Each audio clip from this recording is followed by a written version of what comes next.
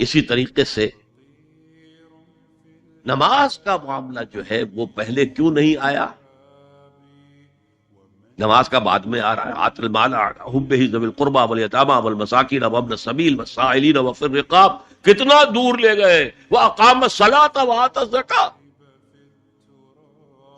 یہ ہے ترتیب کے اعتبار سے جو میں نے عرض کیا تھا. یہاں عنوان کیا ہے؟ یہاں نیکی کی حقیقت عنوان ہے. اس کی روح ایمان ہے اور اس کا ظاہر اس میں سب سے پہلے انسانی ہمدردی، اور اس ہمدردی کی بنا پر وہ مال جو بہت محبوب ہے خرچ کرنا. درد دل کے واسطے پیدا کیا انسان کو، ورنہ طاعت کے لیے کچھ کم نہ تھے کروبیاں. اگر یہ نہیں ہے تو کچھ نہیں. حضور نے فرمایا من یحرم الرفق فقد حرم الخیر کلہ. جو شخص دل کی نرمی سے محروم ہو گیا وہ کل کے کل خیر سے محروم ہو گیا. کسی کو دکھ میں دیکھو اور اس پوزیشن میں ہو کہ تم اس کا کوئی مداوع کر سکو اور نہ کرو، پھر تم چاہے مفسر ہو، محدث ہو، نیک نہیں ہو. تم عابد ہو سکتے ہو، زاہد ہو سکتے ہو، تم مفسر ہو سکتے ہو، محدث، نیک نہیں ہو سکتے. من یحرم الرفق، رفق کہتے ہیں نرمی. رفیق ہمارا ساتھی، دمساز. ظاہر بات ہے آپ کو دکھ ہوگا، آپ کے رفیق جو ہے اس کے اپنے دل میں محسوس کرے گا آپ کے درد. ہمدرد کسے کہتے ہیں؟ ہمدرد ان کا درد مشترک ہے. ہم عصر ایک زمانے کے لوگ، ہم جماعت ایک جماعت میں پڑھنے والے. ہم درد، خنجر چلے کسی پہ تڑپتے ہیں ہم امیر، سارے جہاں کا درد ہماری جگر میں ہے. اگر یہ رفق نہیں ہے، اگر یہ ہمدردی نہیں ہے، اگر کسی کو دکھ میں دیکھ کر آپ تڑپ نہیں اٹھتے، اگر اس کی مدد کرنے پر قادر ہو اور نہیں کرتے تو کل خیر سے محروم. پڑھ جاؤ نمازیں اور تہجدیں، کچھ حاصل نہیں. اس پر جو آخری آیت قرآن کی ہے، لن تنالوا البر حتى تنفقوا مما تحبون، اس سے زیادہ کیٹیگوریکل سٹیٹمنٹ اور کیا چاہیے.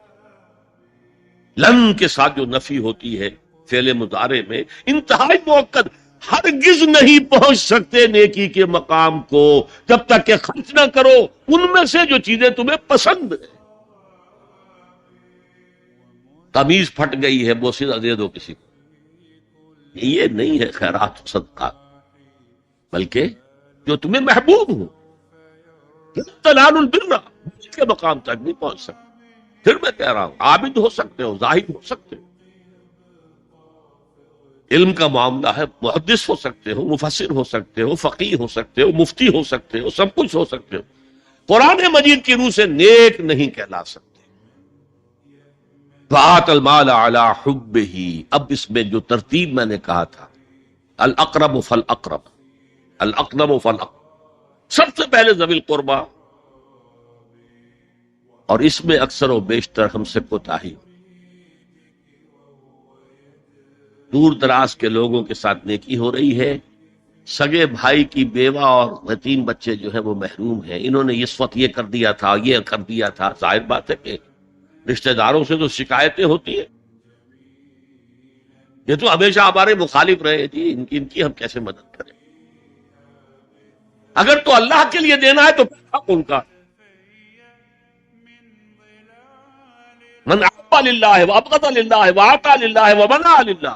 اللہ کے لیے دیا ہے اگر، تو اپنے اس نفس کے جو انتقام کا جذبہ ہے اس کو کچلو، اور جس کا سب سے پہلا حق ہے اس کو پہنچاؤ. حق بحقدار رسید. ذوی القربى والیتامى، جو بے سہارا رہ گئے، باپ کا سایہ نہ رہا. والمساکین، مساکین کسے کہتے ہیں؟ مسکنت کہتے ہیں کم ہمتی. آپ کو معلوم ہے آج کل ایک مرض کہلاتا ہے نیورستھینیا. آدمی دیکھنے میں ہٹا کٹا ہے، صحت مند ہے، لیکن اندر سے اس کی کوئی ہمت ایسے جواب دے گئی ہے کچھ کر ہی نہیں سکتا، وہ ہے مسکین۔ اسی لیے جو فرمایا گیا یہودیوں کے لیے ضربت علیہم الذلۃ والمسکنہ، ذلت کے معنی بھی کمزوری اور مسکنت کم ہمتی، ہمت ختم۔ تو جو اپنے پاؤں پر نہیں کھڑا رہ سکتا اس وجہ سے کہ اس میں وہ ہمت کم ہو گئی، وہ بھی مستحق ہے۔ وابن السبیل اور مسافر، پرانے زمانے میں آپ کو معلوم ہے نہ سرائیں تھیں، نہ کچھ اور تھا، نہ ہوٹل تھے، پھر اگر کہیں راستے میں چوری ہو گئی، ڈاکہ پڑ گیا، تو آدمی جو ہے گھر میں خود ہے، کفیل ہے، اچھا ہے۔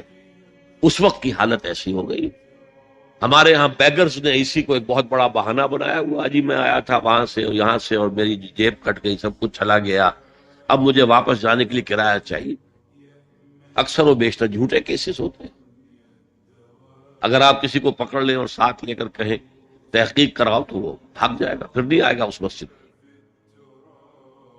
لیکن یہ کہ ابن السبیل یہ بھی ایک کھاتا ہے۔ والسائلین، یہ ذرا تفصیل طلب معاملہ ہے۔ اسلام کی تعلیم بڑی متوازن، ایک طرف سوال کی مذمت ہے، مت اپنا دستے سوال دراز کرو کسی کے سامنے۔ جو شخص ہاتھ پھیلاتا ہے مانگنے کے لیے، وہ اپنی عزت نفس کو ہتھیلی پر رکھ کر آپ کے سامنے پیش کر، اور آپ ٹھوکر مار دیتے ہیں اس کی عزت نفس۔ مانگو اللہ سے، اللہ کسی کے دل میں ڈالے تمہاری ضرورت پوری کر سکتے، بغیر اس کے کہ تم کسی کے سامنے دستے سوال دراز کرو۔ تو صرف مسمت ہے، اور خاص طور پر بیگری جو ایک انسٹیٹیوشن بن گیا ہے، ایک پیشہ بن گیا ہے، تو اسلام کی تعلیمات کے منافی۔ اور جس طرح کی ہم خیرات بانٹتے ہیں، 5 روپے کا نوٹ دے رہے ہیں مانگنے والوں کو مسجدوں کے باہر، سمجھ رہے ہیں ہم نے حاتم طائی کی خبر کو لات مار دی، حالانکہ حقیقت میں آپ انسٹیٹیوشن آف بیگری کو سپورٹ کر رہے ہیں۔ کسی ایک کو لے لو، آؤ چلو مجھے اپنا گھر دکھاؤ، مجھے بتاؤ تم واقعی اس قابل ہو یا نہیں ہو، اور پھر اس کی مدد کرے، لمسم کرے، پھر وہ 5 روپے نہیں ایسی دے کہ وہ کچھ اپنے پاؤں پر کھڑا ہو سکے۔ میں نے 1 روپیہ نہیں کہا، کہ 1 روپیہ تو اب کوئی شے نہیں رہی، لیکن یہ کہ 5 روپے کا نوٹ بھی آپ نے تقسیم کرنے شروع کر دیے، یہ کیا ہے؟ والسائلین وفی الرقاب، لیکن دوسری طرف سائل کو جھڑکنا نہیں ہے۔ اما السائل فلا تنہر، جھڑکو نہیں، اچھا بھائی نہیں، معاف کرو میرے پاس اس وقت آپ کی مدد کے لیے کچھ نہیں، میں کچھ نہیں کر سکتا۔ تو ان دونوں کے درمیان اصل میں معاملہ ہونا چاہیے، بلکہ یہاں تک بھی فرمایا سائل کو ضرور دو، چاہے وہ گھوڑے پر سوار ہو کر تمہارے دروازے پہ آیا، کیا پتا اس کی واقعی الجھن کیا ہے۔ تو سوال کی مذمت اور سائل کو جھڑکنے کی ممانعت، حتی الامکان خالی ہاتھ نہ لوٹاؤ، اس نے اپنی عزت نفس اپنی ہتھیلی پر رکھ کر تمہاری سامنے پیش کر دیا، اسے ٹھوکر نہ مارو۔ لیکن جیسا کہ میں نے عرض کیا، یہ انسٹیٹیوشن آف بیگری جو ہے یہ ایک علیحدہ شے ہے، بالکل اس کا اس سے کوئی تعلق نہ سمجھیے۔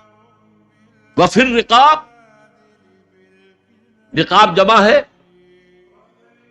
رقبہ، گردن، فک رقبۃ او اطعام فی یوم ذی مسغبۃ یتیما ذا مقربۃ او مسکینا ذا متربہ۔ فک رقبۃ، کسی کی گردن چھڑا دینا۔ اس وقت سب سے بڑی اپلیکیشن اس کی تھی غلاموں کو، کنیزوں کو اپنے پیسے سے خرید کر آزاد کر لینا، بہت بڑی نیکی، بہت بڑی نیکی۔ اور حضرت ابو بکر رضی اللہ تعالیٰ عنہ کے دفتر فضائل میں سب سے اونچا کام یہ کہ جن غلاموں کو اور جن کنیزوں کو ستایا جا رہا تھا، their owners, their masters، ان کے آقا کو حق حاصل تھا، جو چاہے کریں ان کے ساتھ، قتل کر دے، کوئی پوچھنے والا نہیں ہے۔ میں پہلے بھی عرض کر چکا ہوں، میری ملکیت ہے، جیسے میری بکری میری ملکیت ہے، میں نے اس کو ذبح کیا، گوشت کھا لیا، تم کون ہوتے ہو پوچھنے والے؟ میرا غلام تھا، میں نے قتل کر دیا، تم کون ہو پوچھنے والے؟ ان کو حضرت ابو بکر نے خرید کر آزاد کیا اور منہ مانگے دام دیے۔ حضرت بلال کے لیے امیہ ابن خلف نے اتنی بڑی رقم مانگی، حضرت ابو بکر نے کہا ٹھیک ہے لو۔ باپ نے کہا بھی ابو قحافہ نے، ابو بکر کو کوئی غلام خریدنا ہی تھا تو کوئی طاقتور آدمی جو کام آ سکے کہیں، اس کو خریدنا چاہیے۔ مجھے کیا پتا ابو بکر کس لیے خرید رہا اور کس کے لیے خرید رہا۔ آج کے دور میں